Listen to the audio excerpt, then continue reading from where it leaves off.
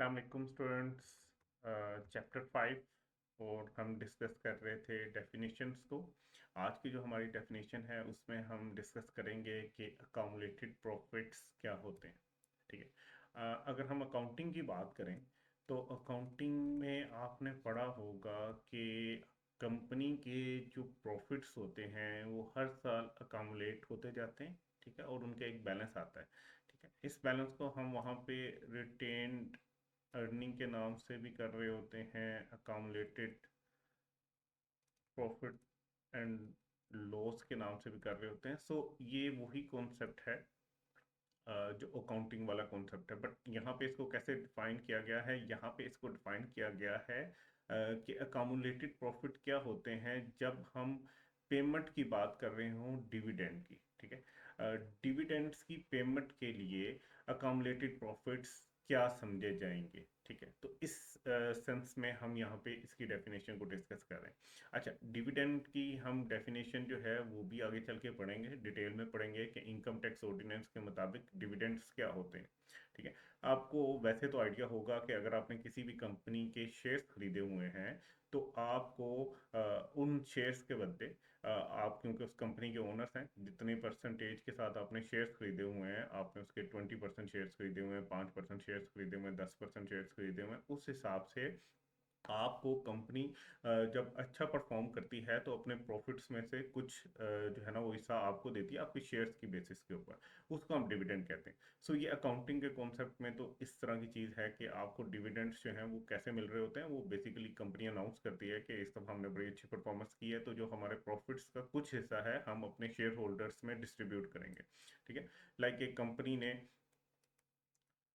100 rupees का profit कमाया है। ठीक है, अकाउंटिंग के मुताबिक कंपनी ये डिसाइड करती है कि इस 100 रुपीज़ में से हम 80 जो है वो अपने शेयर होल्डर्स में डिवाइड कर देंगे, बाकी हम अपने पास ही रखेंगे। ठीक है, तो ये 80 जो होगा ये डिवाइड होगा ऑन बेसिस ऑफ हैविंग, जितने भी आपके पास शेयर्स होंगे उनकी बेसिस के ऊपर से। एक बंदे के पास 20% शेयर्स हैं कंपनी के, तो उसको इस 80 का 20% दे दिया जाएगा।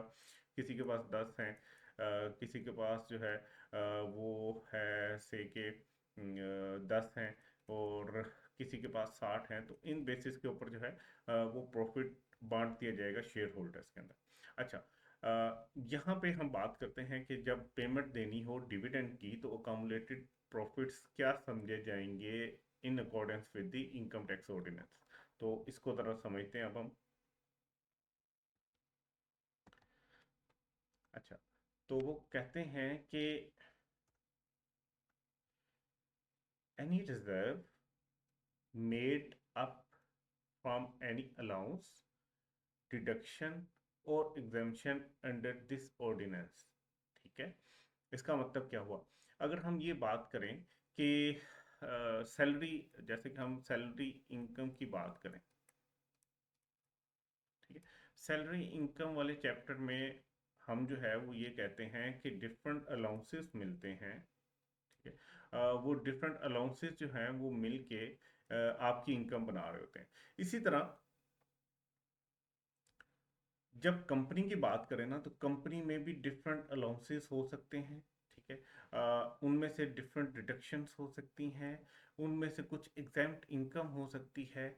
ये सब मिल के, ठीक है, अगर कोई रिजर्व बना रहे हों तो उसको भी हम अकाउमुलेटेड प्रॉफिट ही कहेंगे।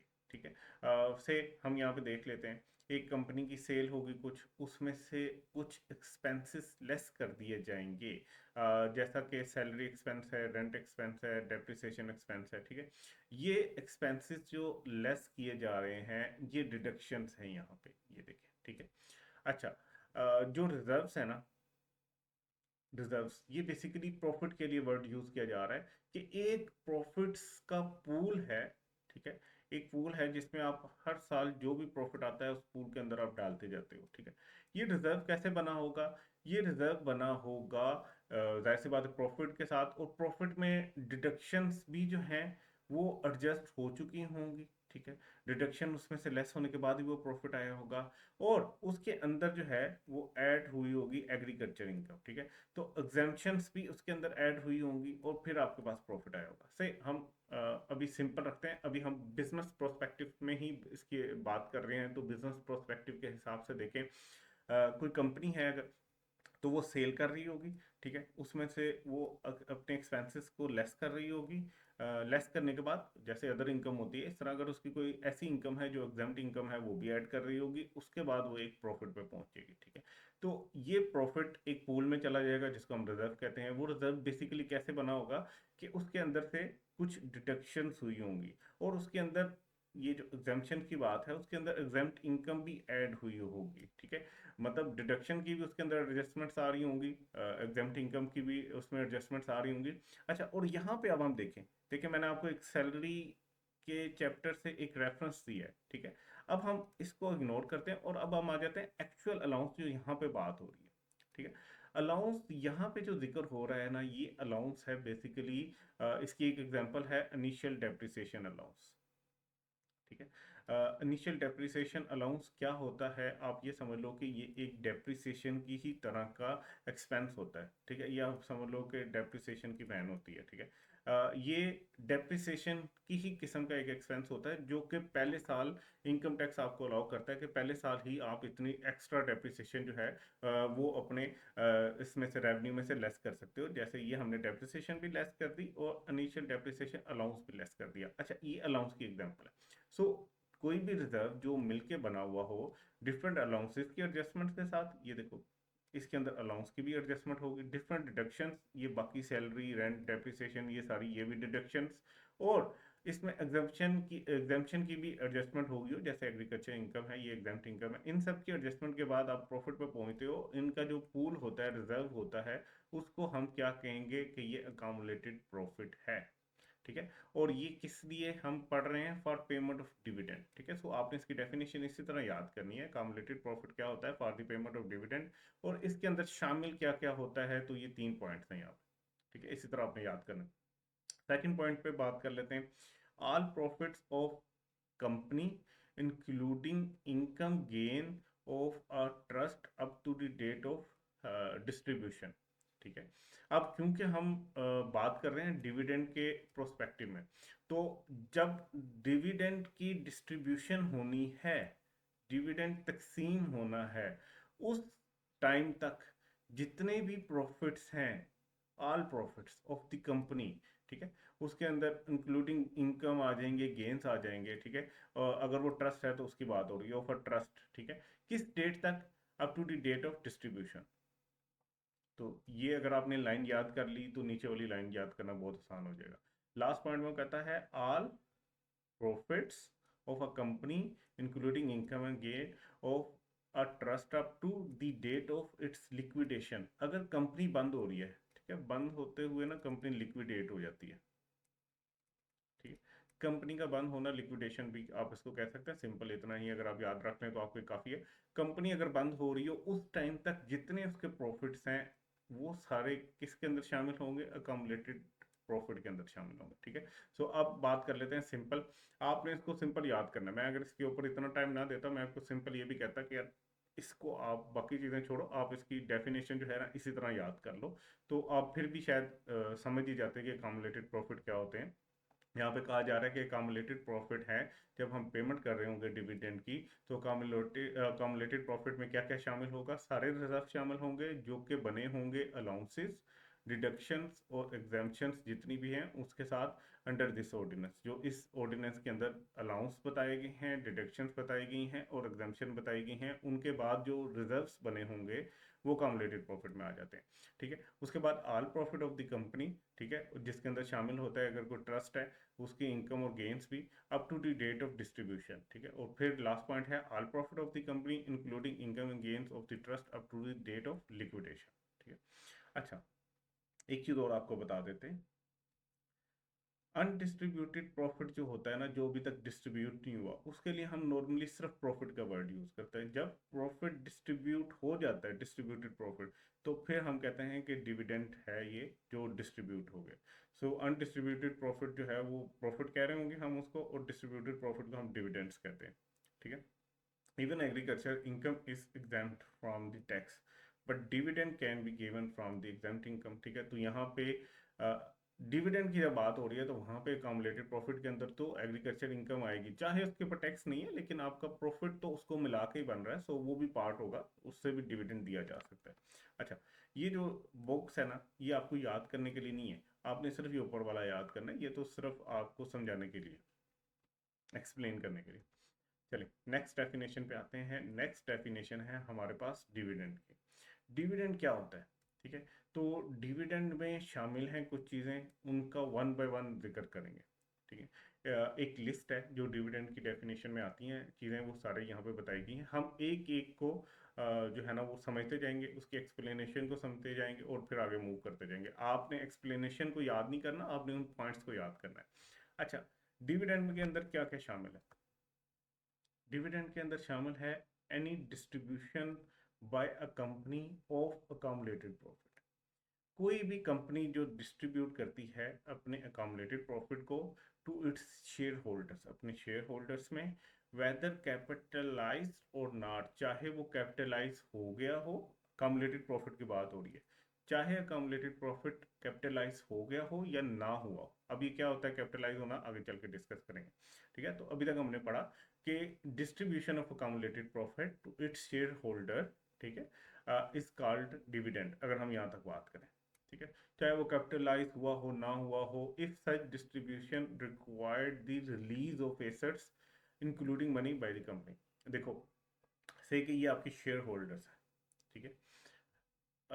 ये हमारे कंपनी का ऑफिस है। ठीक है। इस कंपनी ने, जाहिर सी बात है, अपने पास अकामुलेटेड प्रॉफिट्स बनाए हुए होंगे, वो एक पूल होगा जिसमें हर साल के प्रॉफिट्स अकामुलेट होते जा रहे होंगे। यहाँ पे हमारे पास कुछ पैसे आ गए।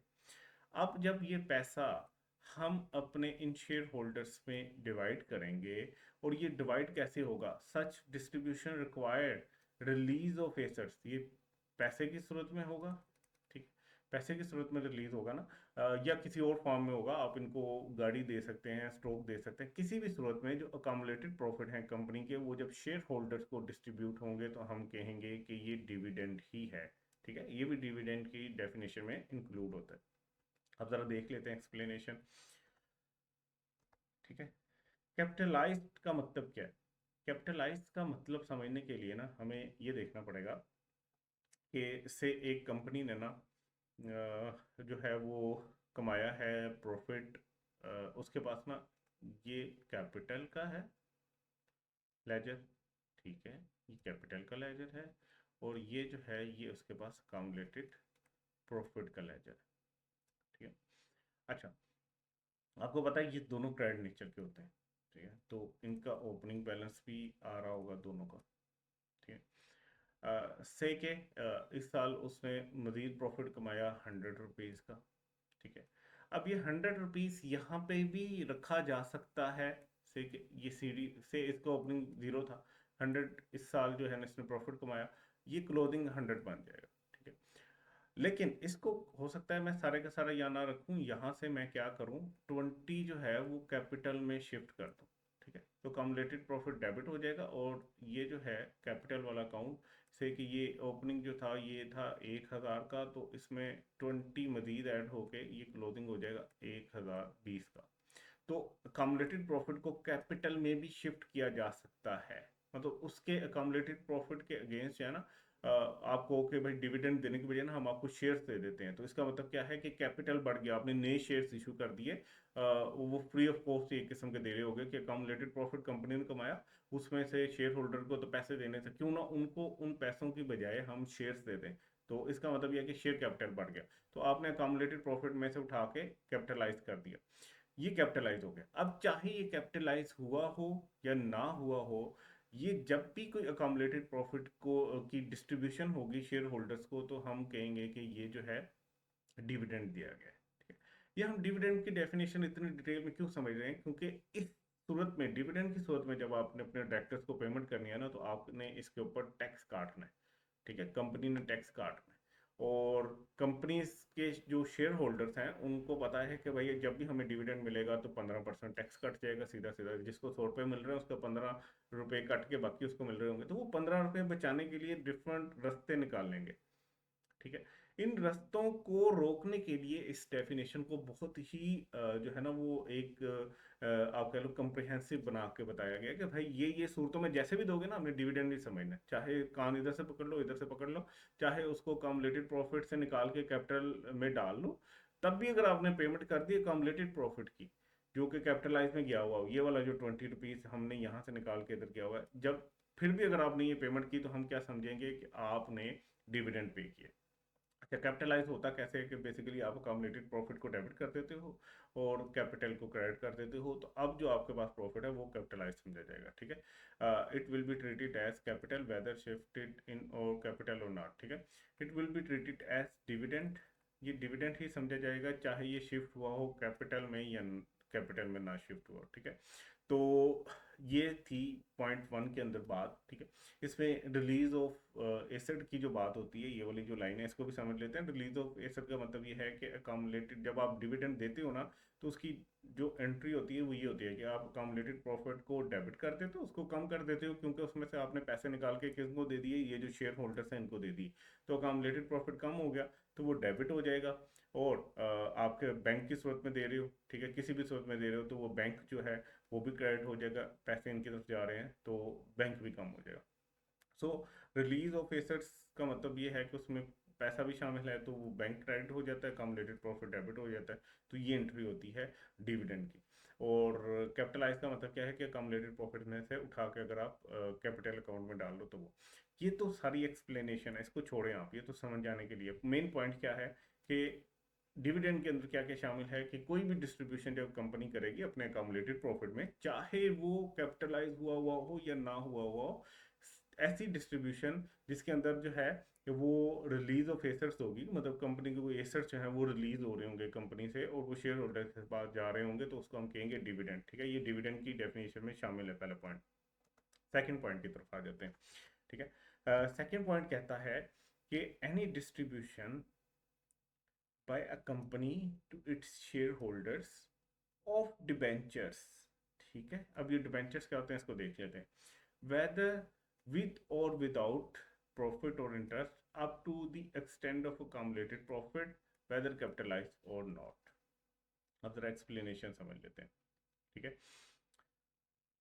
ये जो डिबेंचर्स है ना, सॉरी ये मैं इसको अगर डिविडेंड पढ़ गया हूँ तो इसको दोबारा पढ़ लेते हैं। Any distribution of company to shareholders, ठीक है, ऑफ डिबेंचर, ऐसे पढ़े, any distribution of debenture by a company to its share holders, तो जरा आसान हो जाएगा कि मतलब कोई भी कंपनी डिबेंचर्स को डिस्ट्रीब्यूट कर रही है अपने शेयर होल्डर्स में, ये शेयर होल्डर्स है।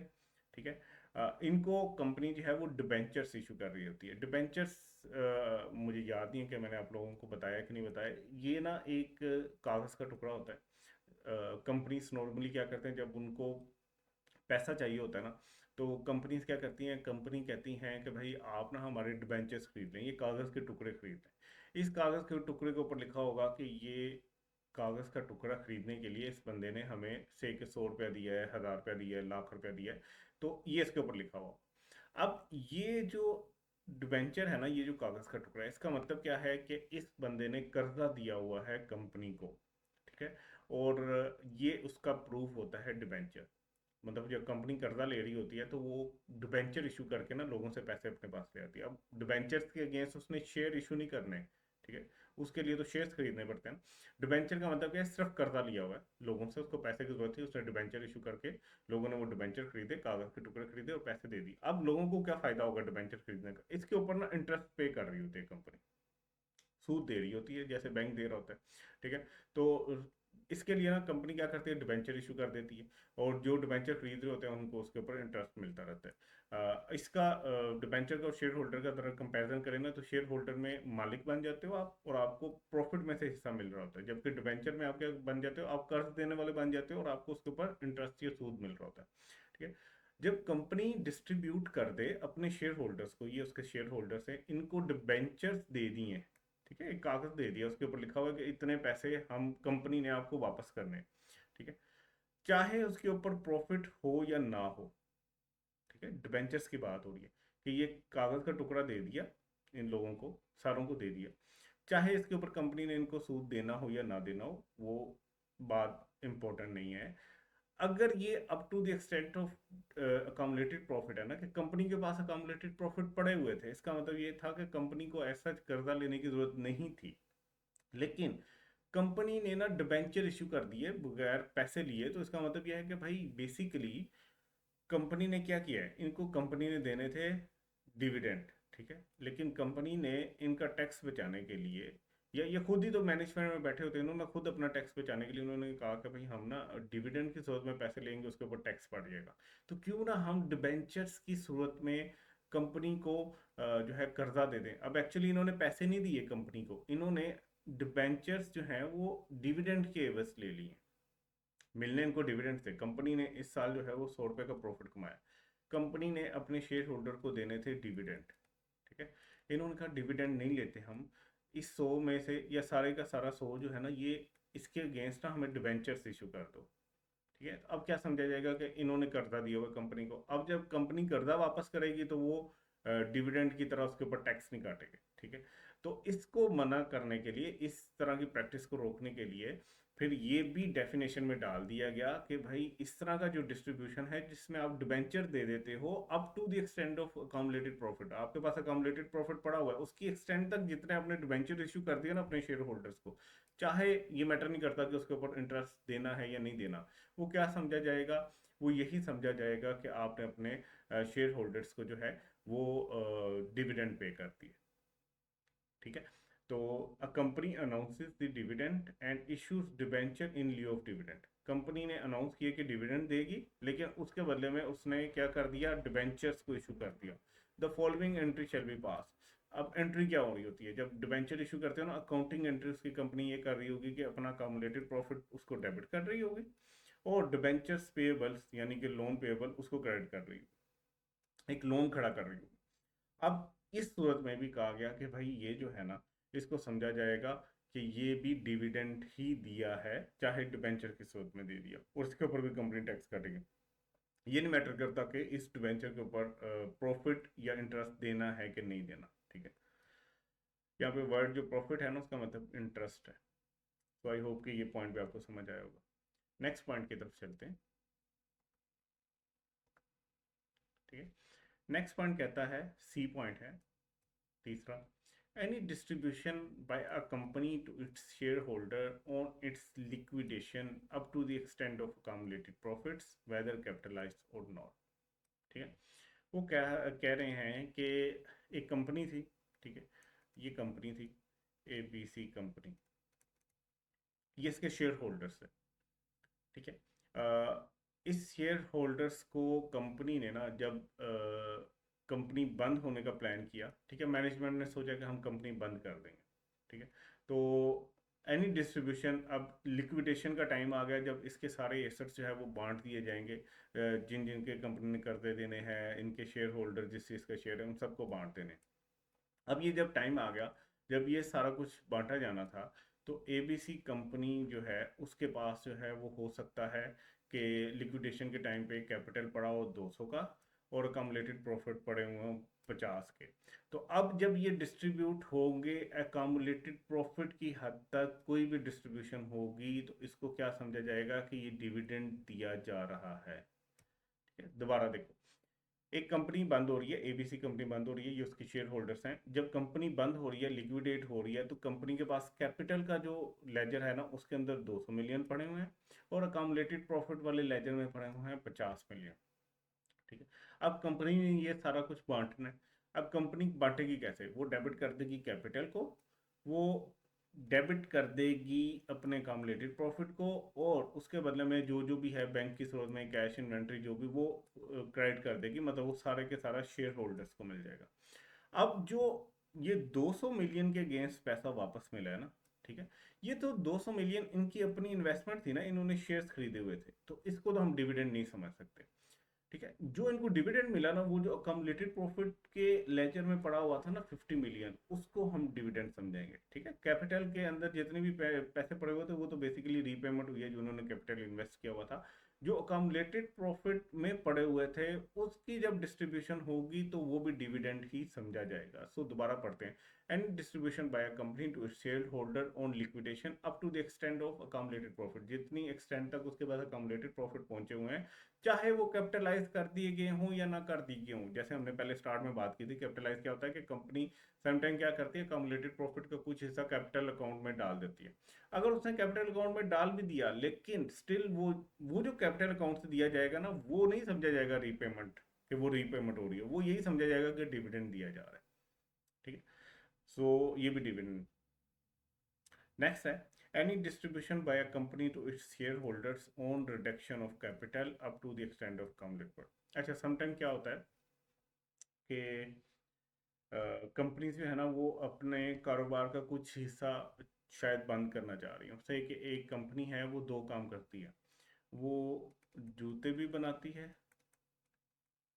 ठीक है, और वो जो है ना वो बैग्स भी बनाती है, लेदर बैग्स भी बनाते हैं, लेदर के जूते भी बनाती है। अब ये दो काम कर रही है, दोनों 50% वो ये काम करती है, 50% वो ये काम करती है। किसी भी रीजन से के पहले वो जूतों की कंपनी थी, अब उसने साथ साथ बैग्स बनाना शुरू कर दिए। ये बैग वाला काम उसका सक्सेसफुल नहीं रहा या इसमें कोई भी मसला आ गया, तो अब होगा क्या कि कंपनी कहती है कि ये वाली मैं लाइन ऑफ बिजनेस जो है ना वो बंद कर रही हूँ। अब जब ये लाइन ऑफ बिजनेस बंद होगी ना तो कंपनी का काम बंद हो गया। ठीक है, अब जो शेयर होल्डर्स हैं वो कहेंगे कि भाई हमने जब इन्वेस्ट किया था ना तो हमने तो पैसे दिए थे दो लाइन ऑफ बिजनेस के लिए, अब जब आपने एक लाइन ऑफ बिजनेस बंद कर दिया, मतलब काम आधा रह गया, तो आप इस तरह करो, आप हमारा कैपिटल भी रिड्यूस कर दो, मतलब वापस कर दो हमें कुछ हिस्सा कैपिटल का।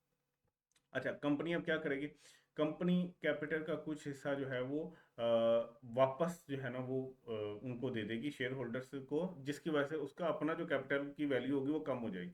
फॉर एग्जांपल कि 100 मिलियन कैपिटल में पड़ा हुआ था, अब रिड्यूस करना चाह रही है कंपनी अपना कैपिटल, मतलब इन शेयर होल्डर्स को कैपिटल में से कुछ रीपे करना चाह रही है, तो अब वो इसमें से हो सकता है 50 मिलियन जो है वो इनको वापस कर दे। तो 50 मिलियन से रिड्यूस हो गया कैपिटल, अब कितना रह गया 50 मिलियन का। ठीक है, तो इसको कहते हैं reduction of capital. Sometime companies क्या करती हैं, वो अपने शेयर जो है ना वो खत्म कर देती हैं, रिड्यूस कर देती हैं और पैसे वापस कर देती हैं शेयर होल्डर्स को।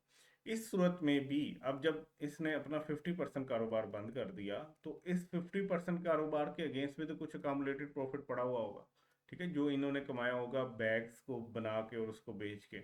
अगर वो डिस्ट्रीब्यूट किया गया, चाहे वो कैपिटल अकाउंट में शिफ्ट किया गया हो या ना किया गया हो, तो उसको भी हम क्या कहेंगे कि वो बेसिकली डिविडेंड दिया गया। Any distribution by company to its share holders on reduction of capital, मतलब ये लिक्विडेशन क्या था, 100% क्लोज हो रही थी। रिडक्शन ऑफ कैपिटल का मतलब क्या है कि कुछ हिस्सा क्लोज हो रहा है। ठीक है, तो ये सेम ही पॉइंट है। Up to the extent of accounted profit whether capitalize और नॉट, तो ये बी सी और डी जो है ना सेम ही पॉइंट्स हैं, बट यहाँ पे क्या है 100% क्लोज हो रही थी, यहाँ पे क्या है कि कुछ हिस्सा 20%, 10%, 15%, कुछ भी हो सकता है, वो सर्टन पोर्शन जो है वो बिजनेस का क्लोज हो रहा है। अब इसमें क्या है कि say at the time of reduction of capital, जब रिडक्शन हुई कैपिटल की, the company has capital of 200 million and accumulated profit of 50 million. Company decided to close certain operation say 50% of the business by reducing its capital. ठीक है, तो अब वो क्या करते हैं कि 50% आपने बिजनेस जब बंद करना है तो 50% आपने कैपिटल डेबिट कर दिया, मतलब लोगों को शेयर होल्डर्स को उनके पैसे वापस कर दिए, रीपेमेंट ऑफ कैपिटल हो गई। अकामुलेटेड प्रॉफिट का भी फिर 50% बांटो ना, जब आपने आधा काम ही बंद कर दिया तो वो बांट दिया, 50 में से 50% बांट दिया। ठीक है, 50 का अकामुलेटेड प्रॉफिट आ रहा था, ये समझा जाएगा कि डिविडेंड है, जैसे यहाँ पे समझा गया था। जब 100% अकामुलेटेड प्रॉफिट जब कंपनी बंद हुई की थी तो डिस्ट्रीब्यूट हुआ था, वो भी हमने क्या समझा था, डिविडेंड है। ठीक है, और ये एंट्री होगी, कैश की सूरत में भी दिया जा सकता है डिविडेंड, गाड़ी की सूरत में भी, इन्वेंट्री की सूरत में, किसी भी फॉर्म में। बेसिकली क्या है कि रिलीज ऑफ एसेट्स होनी चाहिए। डी पॉइंट हम डी पॉइंट तक कर लिया हमने। अब आ जाते हैं ई पॉइंट पे। ई पॉइंट में, ठीक है, ई पॉइंट को एक दफ़ा लेने दें, सॉरी। ई पॉइंट में क्या कहा जाता है कि the payment by a private company as defined in companies act 2017 और ट्रस्ट। अब ये पॉइंट है स्पेसिफिक। पहले वाले पॉइंट्स जो थे ना वो जनरल थे, उसमें प्राइवेट पब्लिक कंपनी के अलग से जो है ना वो बाइफर्केशन करके नहीं बताया गया था, वो एक जनरल डिस्कशन हो रही थी जितने भी पॉइंट्स थे। ये वाला जो पॉइंट है, पॉइंट ई, ये स्पेसिफिक पॉइंट है। और ये किसका स्पेसिफिक पॉइंट है? ये प्राइवेट कंपनी से रिलेटेड एक स्पेसिफिक पॉइंट। कहते हैं कि जब कोई पेमेंट करती है प्राइवेट कंपनी, और प्राइवेट कंपनी कौन सी है? देखो, दो बातें हैं यहाँ पे। प्राइवेट कंपनी एक हमने पढ़ी जो कंपनीज एक्ट की डेफिनेशन के मुताबिक है, ठीक है। एक प्राइवेट कंपनी वो है जो इनकम टैक्स ऑर्डिनेंस की डेफिनेशन के बराबर है, ठीक है। तो ये याद रखना है। यहाँ पे किस कंपनी की बात हो रही है? प्राइवेट कंपनी की। ये बात हो रही है कंपनीज एक्ट की डेफिनेशन वाली की, ठीक है, जो कंपनीज एक्ट में बताया गया कि ये प्राइवेट कंपनी होगी। जब प्राइवेट कंपनी कोई पेमेंट करेगी बाय वे ऑफ एडवांस और लोन टू शेयर होल्डर्स, के वो अपने शेयर होल्डर्स को कोई एडवांस दे रही है या लोन दे रही है, ये उसके शेयर होल्डर्स हैं। इन लोगों ने, ये प्राइवेट कंपनी है, ठीक है, ABC प्राइवेट लिमिटेड कंपनी, ये इसके शेयर होल्डर्स हैं।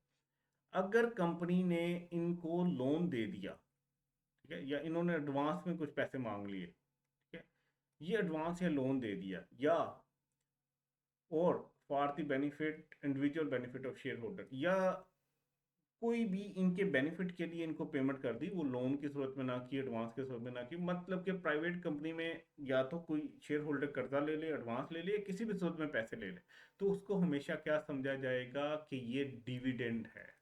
अब ये वाली जो प्रोविजन है ना, ये सिर्फ प्राइवेट कंपनी के लिए है। और ये प्राइवेट कंपनी कौन सी? जो कंपनी एक्ट में। इसका मतलब ये है कि अगर मैं यहाँ पे बात करूँ पब्लिक अनलिस्टेड कंपनी, तो इनकम टैक्स ऑर्डिनेंस के मुताबिक तो ये भी प्राइवेट कंपनी समझी जाएगी, लेकिन कंपनीज एक्ट के मुताबिक ये पब्लिक कंपनी है। सो इस तरह का अगर वो क्वेश्चन में आपसे पूछ ले पब्लिक अनलिस्टेड कंपनी, तो उसके ऊपर ये नहीं लगाना कि उसने, पब्लिक अनलिस्टेड कंपनी ने अपने शेयर होल्डर्स को कोई जो है वो लोन दिया है तो उसको डिविडेंड समझा जाएगा? नहीं समझा जाएगा। कंपनीज एक्ट के मुताबिक जो प्राइवेट कंपनी है, अगर वो अपने शेयर होल्डर्स को कोई लोन या एडवांस देती है, किसी भी सूरत में उनको कोई बेनिफिट देती है, तो वो समझा जाएगा कि उस कंपनी ने, प्राइवेट कंपनी ने अपने शेयर होल्डर्स को क्या दिया है? डिविडेंड दिया है। The payment should be in form of, should be from accumulated profit. ये पेमेंट कहाँ से हो रही हो? अकाउमुलेटेड प्रॉफिट से, ठीक है। मतलब कंपनी के अकाउमुलेटेड प्रॉफिट पड़े हुए थे, उसमें से कंपनी ने क्या किया? लोन उठा के दे दिया इस शेयर होल्डर को, तो ये समझा जाएगा कि इसको डिविडेंड दिया है। इस शेयर होल्डर को एडवांस दे दिया, तो ये समझा जाएगा इसको एडवांस नहीं मिला, इसको डिविडेंड मिला है। इसके बेनिफिट के लिए इसको ना पैसे दे दिए, एक गाड़ी लेके दे दी, तो ये समझा जाएगा कि इसको डिविडेंड मिला है, ठीक है। ये अकामुलेटेड प्रॉफिट में से दे रहे होंगे, ठीक है। बेसिकली क्या कहना चाह रहे हैं कि अकामुलेटेड प्रॉफिट डेबिट हो रहा होगा, ठीक है, लोन क्रेडिट हो रहा होगा, एडवांस क्रेडिट हो रहा होगा अकाउंटिंग के मुताबिक, लेकिन समझा क्या जाएगा कि ये डिविडेंड दिया जा रहा है। In case loan advance is repaid by the share holder. अब हो ये भी तो हो सकता है कि इन बेचारों ने वाकई में ही लोन लिया हो। हमने तो क्या किया, टैक्स के मुताबिक हमने कहा भाई तुम हमसे लोन ले रहे हो कंपनी ने, तो हम तो तुम्हें डिविडेंड समझेंगे, क्योंकि इनकम टैक्स की डिविडेंड की डेफिनेशन में पॉइंट ई के अंदर लिखा हुआ था कि भाई जब भी कोई प्राइवेट कंपनी का शेयर होल्डर जो है वो लोन या एडवांस ले तो उसको डिविडेंड समझना है, ठीक है। इसने कहा नहीं भाई, ऐसा नहीं है, मैं आपको वापस करूंगी कर्जा, मैं आपको कर्जा बिल्कुल वापस करूंगा। आपने कहा नहीं भाई, मुझे इस तरह की कोई नहीं है, जब आप कर्जा वापस करोगी तो तब देखा जाएगा। In case loan advance is repaid, अगर इसने ये कर्जा वापस कर दिया कंपनी को, tax on dividend will be refunded, तो जो कंपनी ने टैक्स काटा होगा ये पेमेंट करते हुए, वो इस बंदे को वापस रिफंड मिल जाएगा, ठीक है। नहीं समझे? बेसिकली इस पॉइंट का मकसद क्या है? इस पॉइंट में ये कहा जा रहा है कि कंपनीज को, प्राइवेट कंपनीज, देखो प्राइवेट कंपनीज में दो तीन लोग ही होते हैं, वो खुद ही शेयर होल्डर होंगे, खुद ही डायरेक्टर होंगे, तो सारा कंपनी का कंट्रोल उनके पास है। अब एक जो गवर्नमेंट है ना, उसके पास एक तरीका है टैक्स जमा करने का, वो ये है कि भाई जब कंपनीज प्रॉफिट कमाएंगी वो अपने शेयर होल्डर्स को देंगी, उसका 15% जो है वो गवर्नमेंट को देना पड़ेगा, ठीक है। अब प्राइवेट कंपनी वाले जो हैं वो खुद ही बैठे हुए हैं, उनको भी पता है कि भाई अगर हमने यहाँ से डिविडेंड निकाल लिया ना कंपनी में से, तो हमें तो इसके ऊपर 15% देना पड़ेगा, तो क्यों ना मैं कर्जे की सूरत में ले लूँ, ठीक है। वापस करूंगा या नहीं करूंगा वो बात की बात है, मैं कर्जे की सूरत में ना कंपनी से पैसे निकाल लेता हूँ, या मुझे कोई गाड़ी दे दो बेनिफिट की सूरत में, या कुछ भी शेयर होल्डर को अगर इस तरह की सूरत में पैसे मिल जाए वैसे करके कि भाई मैंने घर के अंदर थोड़ा सा किसी भी सूरत में पैसे मिल जाए, इस सूरत में देखो उसने क्या किया, एक किस्म का धोखा दिया। उसको पैसे चाहिए थे अपने यूज के लिए, तो उसको डिविडेंड लेना चाहिए था। प्रॉफिट पड़े हुए थे उसमें से, उसने हिस्सा लेना था, डिविडेंड लेना चाहिए, लेकिन उसने क्या किया, उसकी एंट्री इस तरह कर दी कि लोन दिखा दिया। अब प्राइवेट कंपनी क्योंकि छोटी सी होती है, तो वहां पे जो उसके शेयर होल्डर्स हैं वो खुद ही डायरेक्टर होते हैं, वो इस तरह की दो नंबरी कर सकते हैं। तो इससे बचने के लिए इनकम टैक्स ऑर्डिनेंस ने कहा कि भाई जब भी कोई प्राइवेट कंपनी लोन दे, एडवांस दे अपने शेयर होल्डर्स को, या उसके बेनिफिट के लिए कोई पैसे दे, वो हमेशा समझा जाएगा कि डिविडेंड दिया, और उसके ऊपर फिर कंपनी टैक्स भी काट के देगी। तो वो जो टैक्स छुटवाने वाला सीन था ना, वो यहाँ से चला गया। अब बात यह है कि अगर क्या होता है उसने सच्ची नीयत से जो है लोन लिया हो, तो इस सूरत में जब वो लोन वापस करेगा ना, तो जितना उसका टैक्स कट के गवर्नमेंट को जमा हुआ था वो गवर्नमेंट से वापस ले ले। ठीक है। अच्छा, tax implication of the loan advance transaction on the shareholder will be as follow. ठीक है, as company if loan is provided by a private company, तो उसकी इम्प्लीकेशंस क्या होनी है। ठीक है, कंपनी के ऊपर और शेयर होल्डर के ऊपर। और अगर पब्लिक कंपनी पब्लिक लिस्टेड हो चाहे या अनलिस्टेड हो, पब्लिक हो, जो कंपनीज एक्ट के मुताबिक पब्लिक है, ये कंपनीज एक्ट के मुताबिक प्राइवेट है, उस सूरत में क्या होगा। देखो, ये ई पॉइंट जो है ना, ये स्पेसिफिकली है प्राइवेट कंपनी के लिए, इसके ऊपर तो टैक्स इम्प्लीकेशन है। पब्लिक कंपनी चाहे वो लिस्टेड हो अनलिस्टेड हो, वो अगर अपने शेयर होल्डर को लोन या एडवांस दे रही है या कोई भी बेनिफिट के लिए पैसे दे रही है, उसकी टैक्स में कोई इम्प्लीकेशन नहीं, उसको नहीं समझा जाएगा कि उसने डिविडेंड दिए। हाँ, प्राइवेट कंपनी अगर लोन या एडवांस दे रही है तो फिर समझा जाएगा कि डिविडेंड है। शेयर होल्डर के ऊपर उसकी इम्प्लीकेशन क्या होगी, treated at dividend income in the head of share holder. और कंपनी के लिए उसकी क्या होगी, company will deduct tax on dividend. ठीक है, ये उसके ऊपर होगी। तो ये आपने कर लिया पॉइंट ई। पॉइंट एफ की तरफ आ जाते हैं। पॉइंट एफ कहता है कि रेमिटेंस, पैसे भिजवाना, to the head office, head office को, आफ्टर टैक्स प्रॉफिट, टैक्स कटने के बाद जो प्रॉफिट बचे उसमें से, ऑफ अ ब्रांच, किसी भी ब्रांच के प्रॉफिट जो बचा उसका टैक्स कटने के बाद जो उसने अपने हेड ऑफिस भिजवा दिया, ऑफ अ फॉरेन कंपनी। और वो ब्रांच क्या थी, फॉरेन कंपनी की ब्रांच थी पाकिस्तान के अंदर, तो ये भी समझा जाएगा कि उसने डिविडेंड पे किया है। मतलब जितने, अब देखें जरा, एक फॉरेन कंपनी है, ठीक है, एग्जांपल हम इसको एक्सप्लेन कर लेते हैं। से कि एक फॉरेन कंपनी है, उसकी ब्रांच है पाकिस्तान में, उसने प्रॉफिट कमाया 100 का, इसके ऊपर पहले उसने 29% टैक्स दिया होगा। ठीक है, 29 रुपये वो कट के, अब उसके पास बच गया होगा प्रॉफिट आफ्टर टैक्स। ये देखें, आफ्टर टैक्स प्रॉफिट, तो प्रॉफिट आफ्टर टैक्स उसके बाद बच गया 71। ये ब्रांच थी किसी फॉरेन कंपनी की। अब जाहिर सी बात है, फॉरेन कंपनी ने यहाँ पे ब्रांच खोली थी तो पैसे कमाने के लिए खोली थी, तो इसने ये पैसे बाहर भेजे, अगर किसी और कंट्री के अंदर से चाइना के अंदर भेज दिए, ये जो रेमिटेंस है ना, ये समझा जाएगा डिविडेंड। इसका मतलब है इस 71 के ऊपर मजीद 15% कट के गवर्नमेंट को जाएंगे और फिर ये पैसा बाहर जाएगा। ठीक है, तो सिंपल, ये तो एक्सप्लेनेशन थी। आपने क्या याद करना है कि कोई भी रेमिटेंस हो जाए हेड ऑफिस को, after tax on profit of a branch of a foreign company इन पाकिस्तान, तो वो भी डिविडेंड समझा जाएगा। ठीक है, तो ये कुछ एफ तक पॉइंट्स है जिन सूरतों में हम डिविडेंड की जो पेमेंट है ना, वो समझेंगे, जो भी सिनेरियोज हैं। अब कुछ ये बता, वो पॉइंट्स हैं जिन जिन सूरतों में डिविडेंड समझा जाएगा। अब कुछ पॉइंट हैं, ये भी डेफिनेशन के पार्ट हैं, इसमें कहा गया है कि following payments will not be considered as dividend. मतलब यहाँ पे बताया गया कि इन पेमेंट्स को डिविडेंड नहीं समझना। जो मिलती जुलती होंगी पहले वाली पॉइंट्स के साथ, तो डिविडेंड समझना लग रहा होगा कि डिविडेंड है, लेकिन इनको नहीं समझना, स्पेसिफिकली बता दी गई हैं कुछ पेमेंट्स। ठीक है, पहला पॉइंट है अ डिस्ट्रीब्यूशन ऑन लिक्विडेशन और रिडक्शन ऑफ कैपिटल। वहाँ पे हमने क्या कहा था कि डिस्ट्रीब्यूशन जब होती है ऑन लिक्विडेशन और रिडक्शन ऑफ कैपिटल, तो जो अकामुलेटेड प्रॉफिट की हद तक पेमेंट होती है उसको हम डिविडेंड समझेंगे। यहाँ पे उसकी एक्सेप्शन आ रही है, अ डिस्ट्रीब्यूशन ऑन लिक्विडेशन और रिडक्शन ऑफ कैपिटल। ठीक है, for share issue against cash where share holder has no right in surplus assets और ऑन लिक्विडेशन। ठीक है, अच्छा, अब इसको ज़रा समझना है, इसकी एक्सप्लेनेशन में चलते हैं। एक कंपनी है, से कि company is intended to close, एक कंपनी जो है वो क्लोज, सॉरी, एक कंपनी जो है वो ये सोच रही है कि उसने अपना बिजनेस बंद कर देना है। ठीक है, बट अभी तक वो बंद नहीं कर पा रही, क्योंकि उसको एक्सपेक्टेड है कि उसके डेटर से कुछ पेमेंट आएगी, तो उसके बाद वो बंद करेंगे। अब ये कंपनी ऐसे कि ये बंद होना चाह रही है, इसके शेयर होल्डर को पता है कि भाई अब ना ये बंद होगी ही होगी, लेकिन किसी वजूहत की वजह से अभी तक ये कंपनी के जो डायरेक्टर्स हैं वो बंद करने का डिसीजन नहीं ले रहे। अब इस कंपनी के पता नहीं कितने शेयर होल्डर्स होंगे, ठीक है, बहुत सारे शेयर होल्डर्स होंगे, ठीक है, ये सारे शेयर होल्डर। अब लाजमी नहीं है ये सारे ही डायरेक्टर्स हों, कुछ दो चार डायरेक्टर्स होंगे जो इसको चला रहे होंगे, बाकी शेयर होल्डर्स भी तो हैं इस कंपनी में। उनको पता है कि भाई अब ये कंपनी तो बंद होनी है, लेकिन ऐसे ही हमारा पैसा जो है वो लटका हुआ है, ठीक है ना, ये सही तरीके से काम कर रहे हैं क्योंकि उन्होंने प्लान किया हुआ है कि बंद होनी है और सही बंद होनी होगी, लेकिन अब मेरा पैसा लटका हुआ है, ठीक है। अब ये विड्रॉ करना चाह रहे हैं, ये कहते हैं कंपनी बंद करो हमें पैसा दो, ये कहते हैं सर अभी नहीं बंद कर सकते, अभी हमें पैसे आने हैं, ये है मसले इस तरह के, ठीक है। तो share holders are no want to withdraw the investment, so company may give them money with condition they will not have any right in surpluses। अब एक बंदा जो है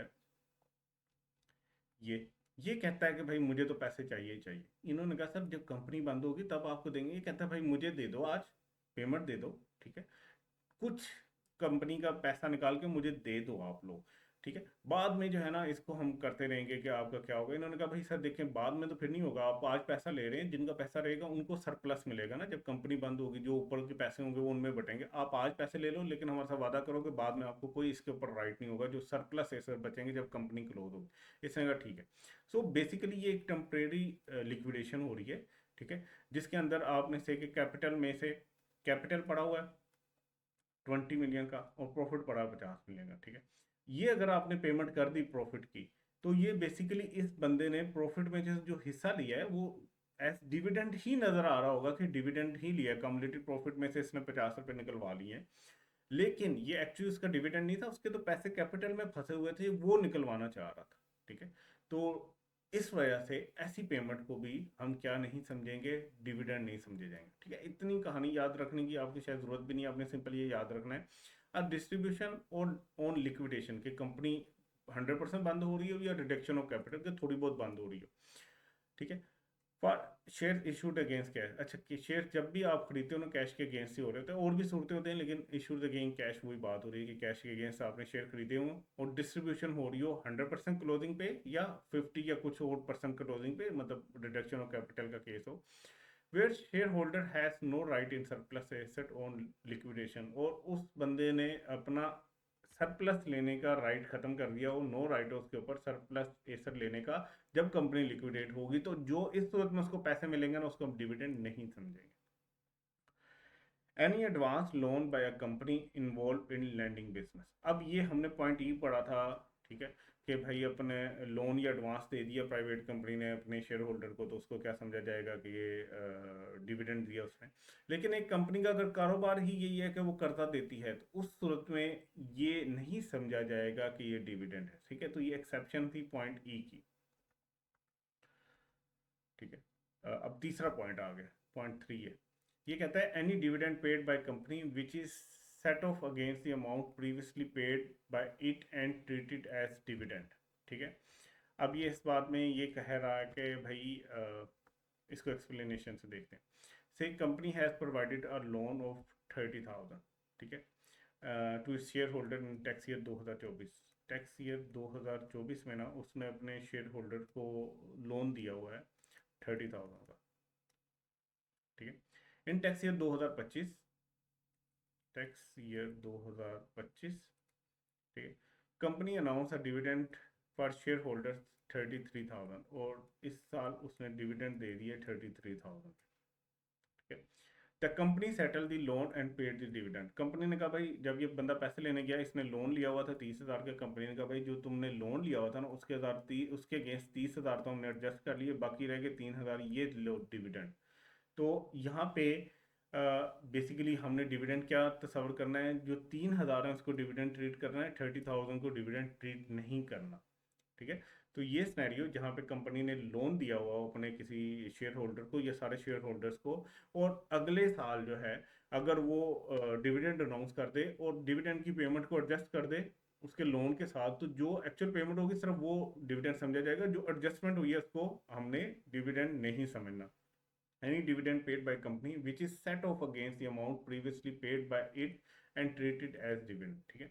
तो पहले जो उसने कोई कर्जा दिया हुआ था कंपनी ने, अब उसको एडजस्ट कर रही है वो डिविडेंड के अगेंस्ट, तो उस अमाउंट को, जितनी अमाउंट उसने प्रीवियसली पहले पे की हुई थी, अब उसको डिविडेंड के अगेंस्ट एडजस्ट कर रही है, उसको हम डिविडेंड नहीं समझेंगे।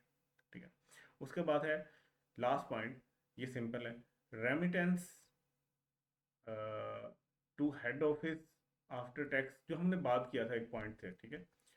जो हेड ऑफिस में अगर आपने अपनी रेमिटेंस भेजी, ब्रांच वाला केस था, तो उस सूरत में उसकी ये एक्सेप्शन, वो कहता है रेमिटेंस अगर कर रही हो अपने हेड ऑफिस कोई कंपनी जिसकी ब्रांच है पाकिस्तान में, और वो क्या काम कर रही हो, पेट्रोलियम एक्सप्लोरेशन एंड प्रोडक्शन।